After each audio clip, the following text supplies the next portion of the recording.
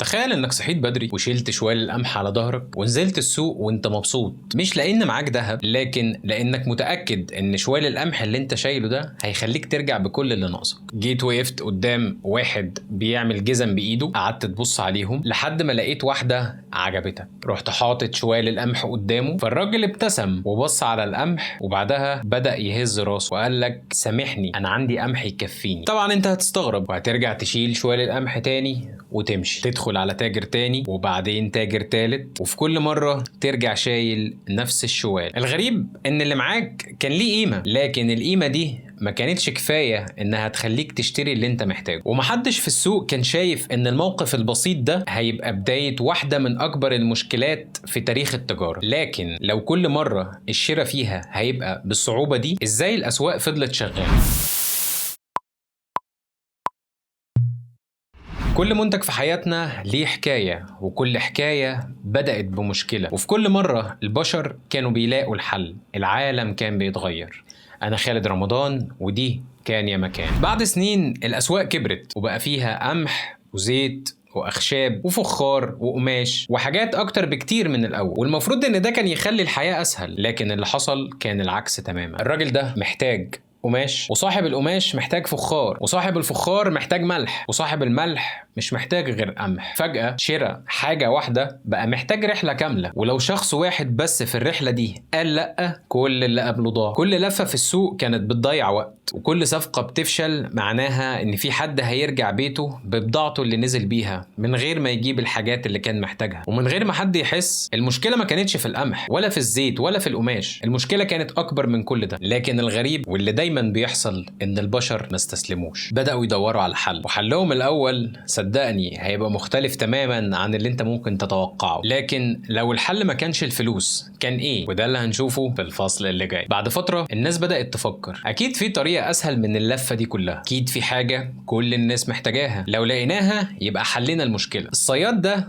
معاه سمك ومش عايز ولا قمح ولا زيت، هو عايز ملح، لان الملح مش بس بيتاكل، هو كمان بيحفظ الاكل وبيخلي السمك يعيش ايام. وفجأة بقى الملح مطلوب من ناس كتير. وفي مكان تاني الناس بدأت تستخدم الماشية او الغنم والابقار، فالبقرة كنت ممكن تشتري بيها قطعة ارض او تتجوز بيها او تدفع بيها دين عليك. وفي اماكن تانية بدأوا يستخدموا الصدف او الاصداف، وفي اماكن غيرها بدأوا يستخدموا الخرز، وفي شعوب استخدمت الشاي، وفي شعوب استخدمت الملح. كل شعب كان بيدور على حاجة الكل يقبلها ويتفق عليها، لكن في كل مرة كانت المشكلة بترجع من اول وجديد. فتخيل معايا كده ان انت عايز تشتري سكينة والبائع موافق ان هو يبيعها لك، بس انت معاك بقرة، هتعمل ايه؟ هل هتقطعها ولا هتديها له كلها؟ او تخيل معايا ان معاك ملح ونزل مطر ضيع الملح، او معاك سمك وباظ قبل ما تبيعه، او معاك قمح بس الفئران اكلته. كل مرة البشر كانوا يفتكروا ان هم لقوا الحل يواجهوا مشكلة جديدة. فالمشكلة ما كانتش في الشيء نفسه، المشكلة كانت في الشروط. كان لازم الحاجة دي يبقى كل الناس عايزاها وتعيش سنين، وسهل انها تتقسم، وسهل انك تتنقل بيها، وصعب ان حد يزورها، واهم حاجة انها كانت لازم تفضل محافظة على قيمتها، وده كان تقريبا شبه مستحيل. لكن في يوم حد لاحظ حاجة كانت موجودة قدام الناس ومن زمان، بس ما حدش فكر فيها بالطريقة دي. الحاجة دي ما كانتش بتتاكل ولا بتتشرب ولا بتتزرع، لكن هتغير التجارة للأبد. وبيشرح ديفيد جريبر في كتاب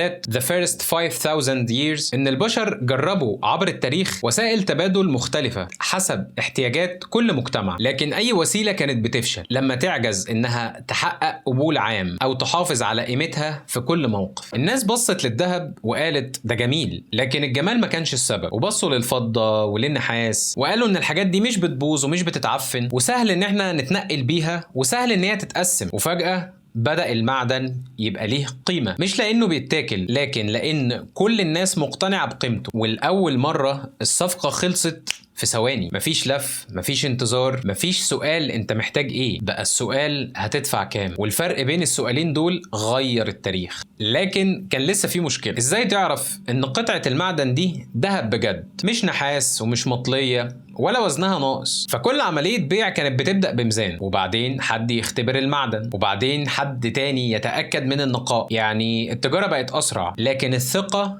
لسه بطيئة. وده لحد ما ظهرت دولة وقالت سيبوا الموضوع ده علينا، احنا هنضمن الوزن، واحنا هنضمن النقاء، واحنا هنحط ختمنا على العملة المعدنية دي. ومن هنا اتولدت أول عملة معدنية في التاريخ، مش مجرد قطعة ذهب ولكن وعد. الدولة بتقول للناس احنا ضامنين القطعة دي، وفجأة الثقة بقت أسرع من أي وقت فات. لكن المفاجأة إن النقود والعملات دي ما كانتش آخر محطة، دي كانت بداية رحلة جديدة، رحلة هتخلي البشر في يوم من الأيام يشتروا بيت كامل بورقة واحدة. لكن السؤال هنا، مين أول دولة قررت تطبع ثقتها على قطعة معدن؟ ودي كانت بداية عالم الفلوس اللي احنا نعرفه النهاردة. وبيشرح نايال فيركسون في كتاب The Ascent of Money ان قيمة العملة ما كانتش ابدا في المعدن لوحده، لكنها كانت في الثقة اللي بيديها المجتمع او الدولة دي لقطعة المعدن. فالنقود في جوهرها مش بالذهب وبالفضة بس، بان البشر يتفقوا على قبولها. لو كنت واقف في السوق وقتها وشفت الناس بتتبادل القطعة دي، اول سؤال هيجي في بالك هيبقى ايه؟ هي الناس دي شايفة فيها ايه؟ دي ولا هتسد جوع ولا هتبني بيت ولا هتزرع ارض. لكن تخيل انك بعت محصولك النهارده واخدت القطعه دي، ورجعت بعد اسبوع ولقيت نفس الناس ولسه مستعدين يقبلوها، وبعد شهر وبعد سنه ولسه نفس القبول موجود. اللي حصل ده ما كانش سحر، الفكرة ان الناس بدأت تقتنع ان القطعة دي قيمتها مش في نفسها، قيمتها في ان اللي بعدك برضه هيقبلها. وفجأة التاجر بقى بيبيع وهو مطمن، والمزارع بقى يزرع وهو عارف ان مجهوده مش هيروح عليه، والنجار بقى بيصنع وهو عارف انه هيلاقي مقابل تعبه، حتى لو كان اللي قدامك مش محتاج خشب النهارده. المشهد كله اتغير من غير ما البضاعة نفسها تتغير. لكن لو كل حاجة ماشية بالشكل ده، ليه البشر غيروا النقود او الفلوس بعد كده؟ سنين عدت والتجارة كبرت والصفقات بقت أكبر. تاجر اللي زمان كان بيشيل 10 عملات بقى محتاج يشيل مئات، وكل ما يكسب أكتر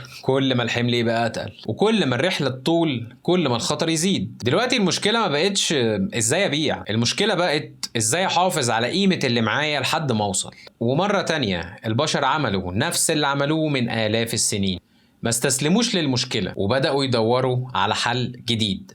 في البداية الورقة دي ما كانتش الفلوس، كانت وعد ان صاحبها يقدر يرجع ياخد حقه في اي وقت. لكن اللي حصل بعد كده محدش يتوقعه. الناس بدأت تتعامل بالورقة نفسها بدل ما ترجع تاخد العملات، ومن اللحظة دي العالم دخل على مرحلة جديدة كليا. لكن السؤال هنا، ازاي ورقة ما تسويش حاجة في نفسها بقيت تشتري بيها أرض أو بيت أو سفينة؟ فاكر الراجل اللي خرج من بيته بشوال القمح؟ لو رجع لنفس السوق بعد مئات السنين غالبا مش هيصدق اللي شايف. الصفقات بقت أسرع، تجار بقوا يتعاملوا مع ناس عمرهم ما شافوهم قبل كده، والأسواق نفسها بقت أكبر من أي وقت فات. الغريب إن اللي اتغير ما كانش القمح ولا الزيت ولا القماش، اللي اتغير الطريقة اللي البشر اتفقوا بيها على قيمة الحاجة نفسها. المؤرخ الاقتصادي نايال فيركسون في كتاب The Ascent of Money كان بيطرح فكرة جميلة جدا، ان تاريخ النقود او الفلوس هو في الحقيقة تاريخ تطور الثقة بين البشر. ولو بصيت على الرحلة كلها هتكتشف ان كل جيل كان بيغير الوسيلة،